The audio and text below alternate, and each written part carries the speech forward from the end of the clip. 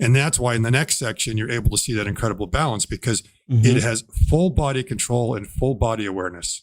Like you said, you also said something about the correction of the language model that's behind that. We've talked about that with the tweet. As far as I could understand, that it can adjust, it has to know, it has to remember where it was, so it can follow through. You've mentioned the example of FSD, where it just moves along and doesn't even know, oh, how did I get here?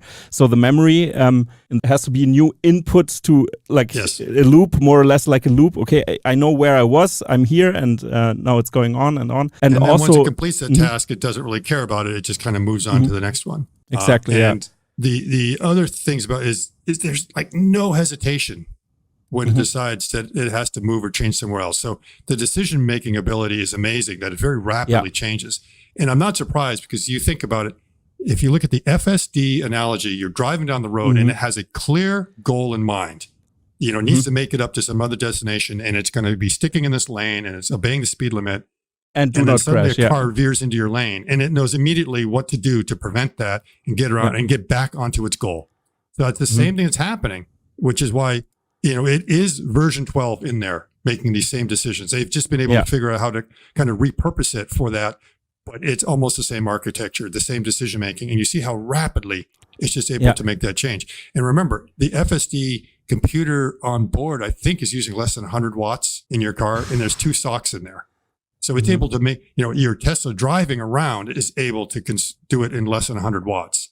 And so it's sort of the same thing here, that because it's an inference engine, it's just super fast to be able to make that decision. And then it moves to the next. The other that everyone noticed, you know, I noticed it right away. And as I was seeing it, everyone else this week, you know, James Dama was talking about it. A lot of other people in this field is just the whole body movement that's going just on there. Everything is so graceful. Now everyone talks about, well, wait a minute. The left hand is sitting there, you know, not doing anything. And why not? I'm not quite sure why. There could be a couple. It's like, it's not really needed. You could say, well, maybe it could be, you could be getting in there. Or maybe all the video input it was getting of just people who are right-handed and there wasn't any left-handed input. The other reason why the arm might just be sitting there kind of limp is to put it in any other position would require excess power.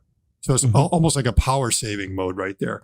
But the rest of the body you see is moving around because it's very important to the overall balance and what's sort of needed for natural movement. So whenever you move the an hip, arm, for example, the hip or the torso. So part of it is balance. And the other part of it is sometimes you literally have to lean into something to get the reach that you need because it would have been straining way too much. So it's a lot better to go ahead and lean a little bit forward. So all of that is moving in a very natural way. So it's the neural network, which is telling what the torso and the pelvis and the leg should be doing. It's not some heuristic algorithm. It's really figured that out. And that's why in the next section, you're able to see that incredible balance because it has full body control and full body awareness. It's not a collection of 5 limbs or 4 limbs in this case, because the head doesn't count as one anymore. But it really is, everything is aware of itself as a whole. So it's a very holistic approach. This did not surprise me at all. I didn't know what we were going to see, but I knew we were going to see something pretty cool when they showed what the controller could do. Back when the leg came down, not breaking the egg. So if we you have remember that as well. From, I think it was the shareholder meeting where they talked about the torque control. So it could really change its decision logic, you know, in an instant. So it's wanting to tap the floor there and then, you know, comes down and it feels the egg and stops quick enough to not break the egg. So torque motor control is really something else there. And now look at that. It's just like, oh, that's where the floor is. I'm going to stop right now. So that means really rapid response, extremely rapid response in the system. And that carries over to why they're able to do these yoga poses. And again, the holistic approach, the whole body is sort of aware of where it is. So the very first pose it does is very interesting because he was trying to get that balance. So the one before this. And at the very end, you see how it rocked forward? So it stretches out, locks in place, and now moves a little bit forward. Part of the reason for doing that is I have a feeling the center of pressure is over the heel, and it wants to get the center of pressure between the heel and the toes. So that's a much better way of being able to do it. So it just sort of like, oh, let's rotate a little bit forward there just to kind of correct it, with everything else being able to hold that straight. Yeah, and then it just stops really.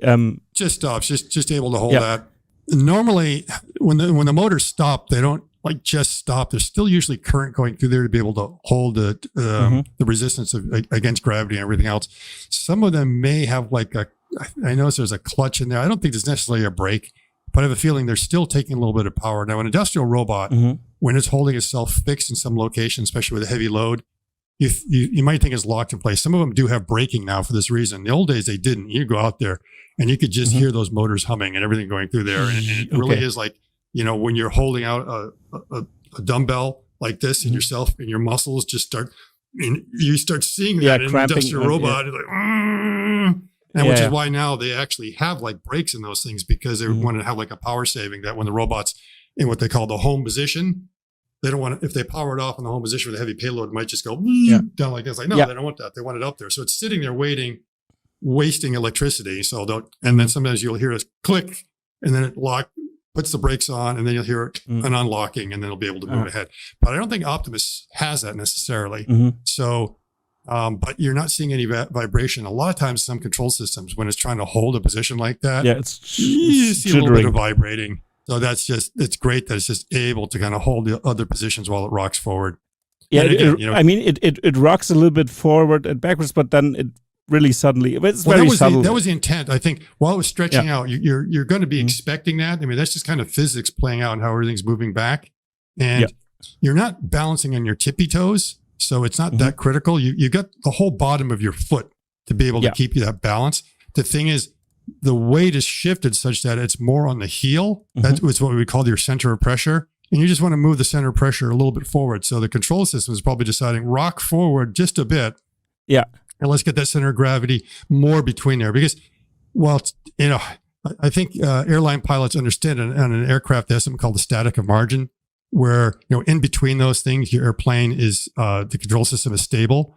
But just because you're in between the minimum and maximum, if you're right at one of them, just a little bump one way or the other, and suddenly you're unstable. So everyone likes to keep, in the middle of the static margin. And that's the same thing. Keep your center of gravity over the center of your foot, and you're less likely to tip over.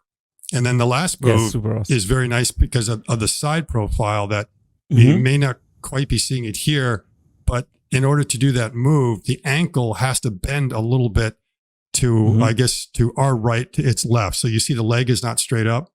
That means the ankle and the foot has to have that degree of freedom. That's why there's 2 degrees of freedom on the foot. One, because you'll be walking on uneven surfaces or surfaces that aren't flat to be able to handle that. But in this case, if you want to be able to balance on one foot, that's very good. And, this means a lot for carrying heavy loads, because Optimus is going to be carrying things that it seems to have very good balance. Extremely good balance. And it's because it's using its entire body.